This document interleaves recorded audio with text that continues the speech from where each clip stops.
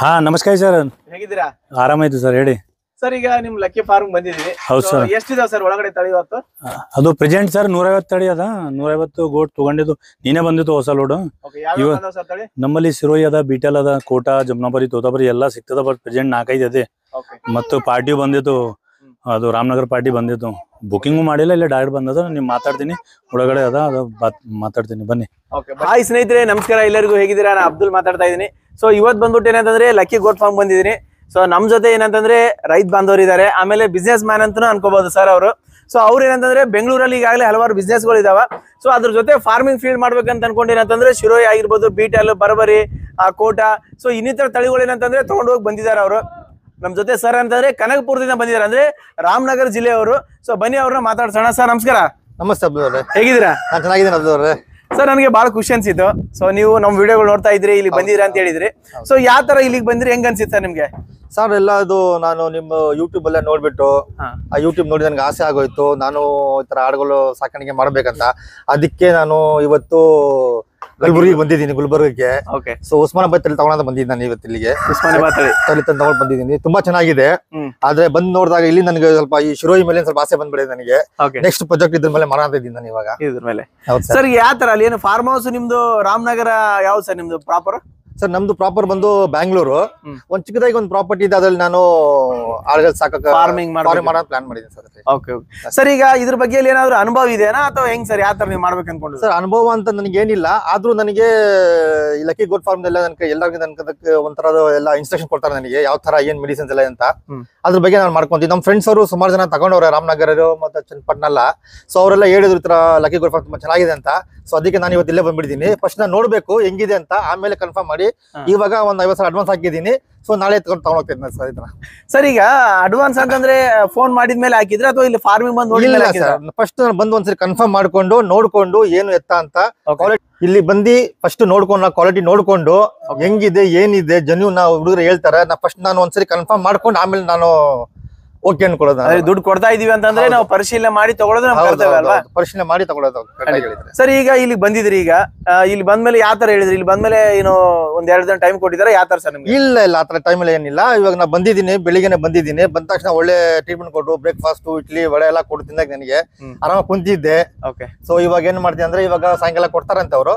ಗಾಡಿ ಬರ್ತಾ ಇದೆ ಜೊತೆಗೆ, ಹಂಗೆ ನಾ ಬೆಂಗಳೂರು ಹೋಗ್ಬಿಡ್ತೀನಿ, ಗಾಡಿ ತಗೊಂಡು ಹೋಗ್ಬಿಡ್ತೀನಿ. ಸರ್ ಈಗ ಟ್ರಾನ್ಸ್ಪೋರ್ಟ್ ಅನ್ನೋ ವಿಚಾರಕ್ಕೆ ಬಂದಾಗ ಯಾವ ತರ, ಏನು ಟ್ರಾನ್ಸ್ಪೋರ್ಟ್ ಎಲ್ಲ ಫ್ರೀ ಕೊಡ್ತಾ ಅಂತ ಹೇಳಿದಾರೆ, ಯಾವ ತರ? ಇಲ್ಲ ಸರ್, ಒಂದು 30 ತಗೊಂಡ್ರೆ ಫ್ರೀ ಅಂತ ಹೇಳಿದಾರೆ. ನನ್ 30 ಬೇಡ, ನನ್ ಕ್ವಾಂಟಿಟಿ ಬಂದು ಒಂದು 12 ಮಾತ್ರ. ಸೊ ಅದಕ್ಕೆ ಹಾಫ್ ನಾ ಪೇ ಮಾಡ್ತೀನಿ, ಹಾಫ್ ನೀವು ಪೇ ಅಂತ ಹೇಳಿದಾರೆ. ತುಂಬಾ ಖುಷಿ ಆಯ್ತು ನನಗೆ. ಅದಕ್ಕೆ ಈಗ 12 ಕೊಟ್ರು ಹಾಫ್ ಪೇ ಮಾಡ್ತಾ ಅಂತ ಹೇಳಿದಾರೆ, ಒಂದ್ ಸೈಡ್ ಟ್ರಾವೆಲಿಂಗ್. ಹೌದು ಸರ್, ಹೌದು ಸರ್. ಹಾಫ್ ಕೊಡ್ತಾ ಪೇ ಮಾಡ್ತಾ ಹೇಳಿದಾರೆ. ಸ್ನೇಹಿತರೆ ಎಲ್ಲಾನು ಏನಂತಂದ್ರೆ ನೋಡಿದಾರೆ, ಅಂದ್ರೆ ನೋಡಿ ಕ್ವಾಲಿಟಿ ಕಾಣ್ತಾ ಇದಾವ ನೋಡ್ಕೊಳ್ಳಿ ನಿಮ್ಗೆ. ಸೊ ಬೀಟಲ್ ಆಗಿರ್ಬೋದು, ಶಿರೋಯಿ ಆಗಿರ್ಬೋದು, ಸೊ ಎಲ್ಲಾ ತಳಿಗಳು ಏನಂತಂದ್ರೆ ಇಲ್ಲಿ ಕಾಣ್ತಾ ಇದಾವ.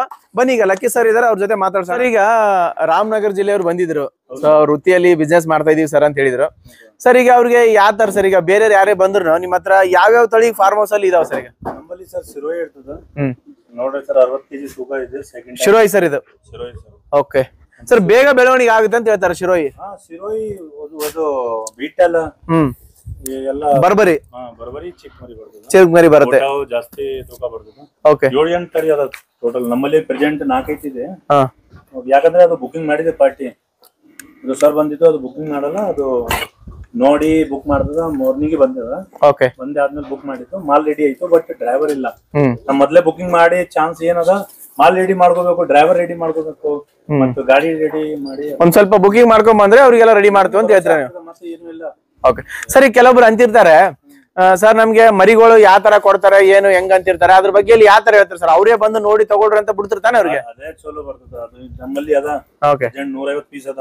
100 ಪೀಸ್ ಬುಕಿಂಗ್ ಮಾಡಿದ್ದು, ಅದು ಅದಕ್ಕೆ ಹುಡುಗ 100 ಪೀಸ್ ಚಾಯ್ಸ್ ಮಾಡಿ ಇವೆಲ್ಲ ಬುಕಿಂಗ್ ಇದಾವ ಸರ್? ಎಲ್ಲ ಬುಕಿಂಗ್ ಆಯ್ತು. ಓಕೆ, ಶಿರೋಯಿ, ಬೀಟಲ್ ಎಲ್ಲಾನು ಇದಾವ? ಬೀಟಲ್, ಬರ್ಬರಿ.